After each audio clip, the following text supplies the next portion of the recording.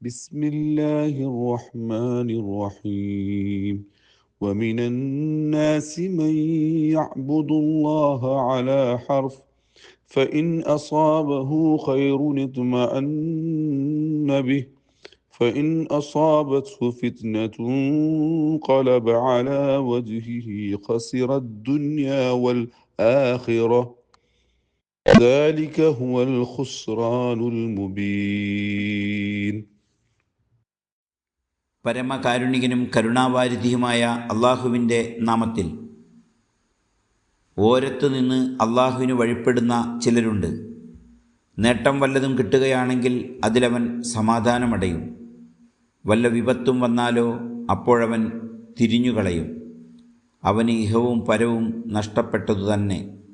പ്രകടമായ നഷ്ടവും ഇതത്രേ. സൂറത്തുൽ ഹജ്ജ് ആയത്ത് നമ്പർ 11.